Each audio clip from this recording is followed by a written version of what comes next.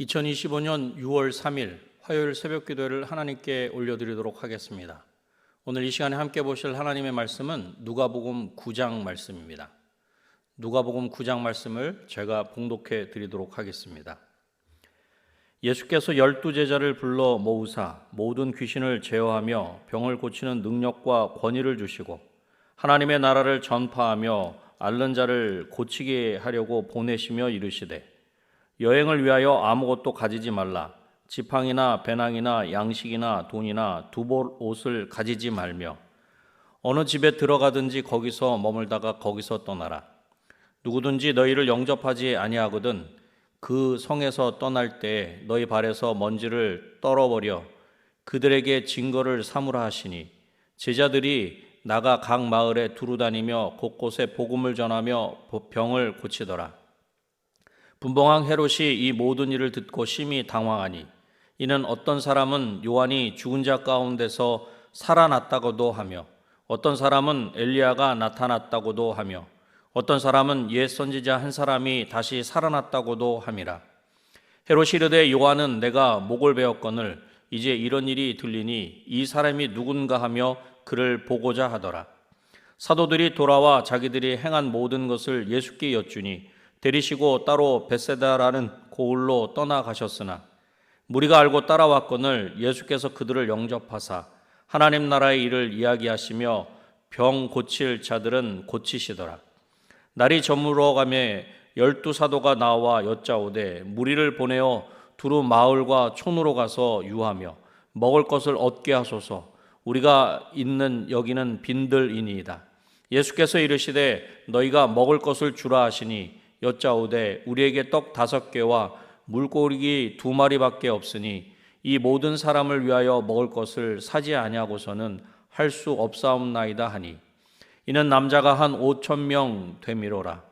제자들에게 이르시되 때를 지어 한 50명씩 앉히라 하시니 제자들이 이렇게 하여 다 앉힌 후 예수께서 떡 5개와 물고기 2마리를 가지사 하늘을 우러러 축사하시고 떼어 제자들에게 주어 물에게 나누어 주게 하시니 먹고 다 배불렀더라. 그 남은 조각을 12바구니에 거두니라. 예수께서 따로 기도하실 때에 제자들이 주와 함께 있더니 물어 이르시되 무리가 나를 누구라고 하느냐? 대답하여 이르되 세례 요한이라 하고 더러는 엘리야라 더러는 옛 선지자 중에 한 사람이 살아났다 하나이다. 예수께서 이르시되 너희는 나를 누구라 하느냐? 베드로가 대답하여 이르되 하나님의 그리스도시니이다 하니 경고하사 이 말을 아무에게도 이르지 말라 명하시고 이르시되 인자가 많은 고난을 받고 장로들과 대제사장들과 서기관들에게 버림받아 죽임을 당하고 제3일에 살아나야 하리라 하시고 또 무리에게 이르시되 아무든지 나를 따라오려거든 자기를 부인하고 날마다 제 십자가를 지고 나를 따를 것이니라. 누구든지 제 목숨을 구원하고자 하면 잃을 것이요 누구든지 나를 위하여 제 목숨을 잃으면 구원하리라. 사람이 만일 온 천하를 얻고도 자기를 잃든지 빼앗기든지 하면 무엇이 유익하리요?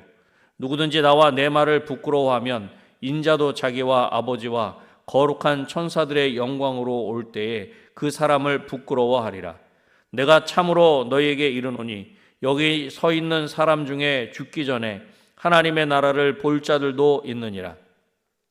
이 말씀을 하신 후 8일쯤 되어 예수께서 베드로와 요한과 야고보를 데리고 기도하시러 산에 올라가사 기도하실 때에 용모가 변화되고 그 옷이 휘어져 광채가 나더라. 문득 두 사람이 예수와 함께 말하니 이는 모세와 엘리야라. 영광 중에 나타나서 장차 예수께서 예루살렘에서 별세하실 것을 말할세.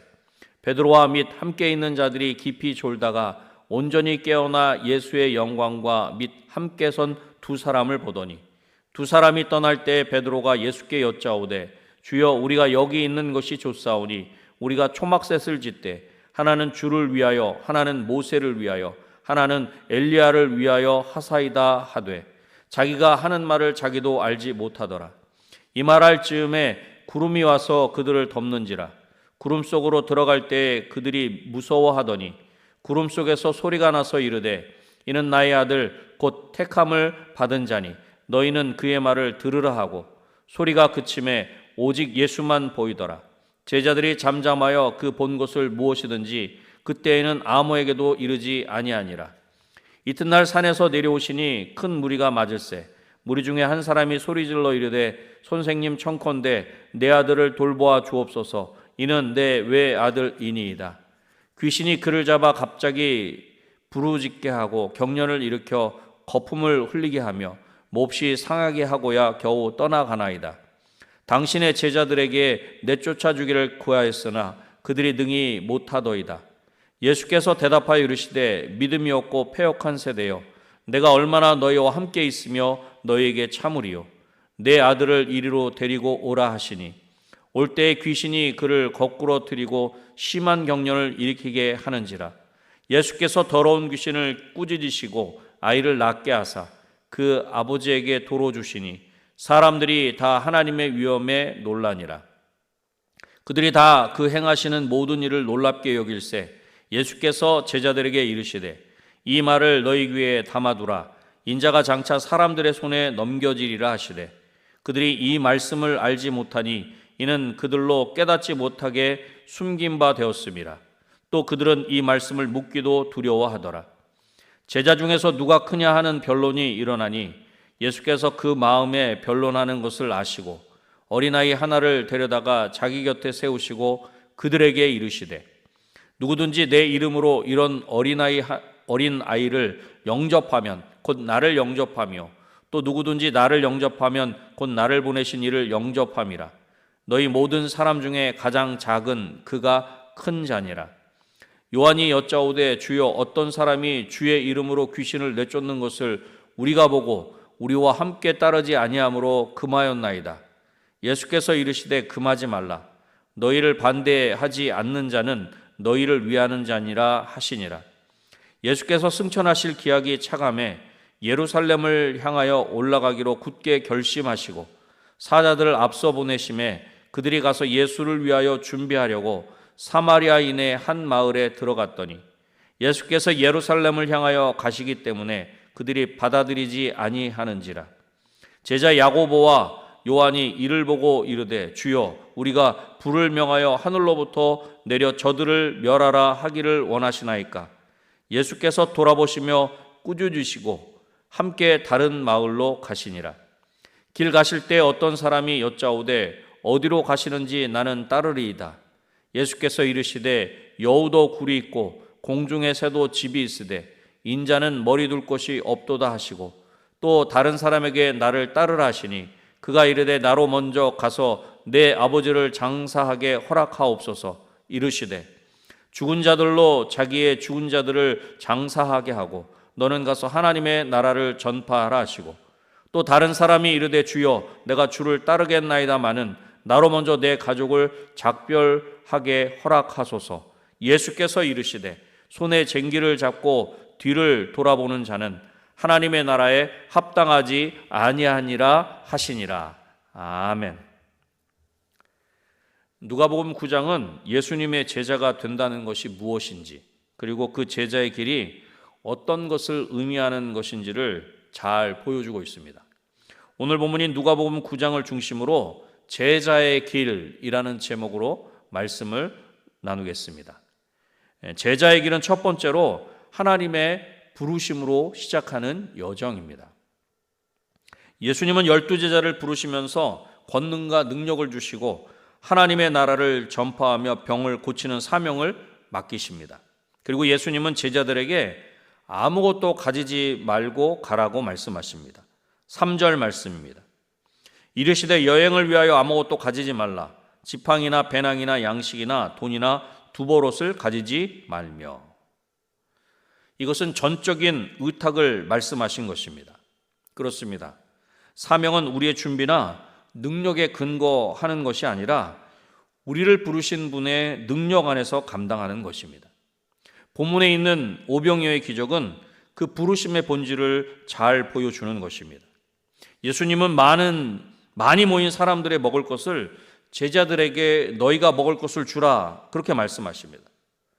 제자들은 가진 것이 부족했지만 그 부족한 것을 예수님의 손에 올려드렸을 때 그 작은 것으로 차고 넘치는 은혜가 되었다는 것입니다. 16절, 17절 말씀입니다. 예수께서 떡 5개와 물고기 2마리를 가지사 하늘을 우러러 축사하시고 떼어 제자들에게 주어 무리에게 나누어 주게 하시니 먹고 다 배불렀더라. 그 남은 조각을 12바구니에 거두니라. 아멘. 그렇습니다. 제자는 하나님의 부르심에서 시작되는 것입니다. 하나님은 능력 없는 자를 부르시는 것이 아니라 부르심을 받은 자에게 능력을 주시는 것입니다. 제자의 길은 하나님의 부르심으로 시작하는 여정입니다. 이 첫 번째 대지를 통해 이렇게 우리에게 질문해 보면 좋겠습니다. 내가 하나님의 부르심을 받은 것을 확신하십니까? 나에게 맡겨주신 사명을 하나님의 능력으로 감당하고 있습니까? 우리는 하나님의 부르심을 받았습니다. 우리의 힘으로 감당할 수 없을 때도 하나님은 우리를 통해 일하십니다. 하나님의 부르심에 하나님의 능력을 힘입어 순종하는 저와 여러분이 되시기를 주님의 이름으로 축원합니다. 제자의 길은 두 번째로 믿음의 고백과 삶으로 이어지는 여정입니다.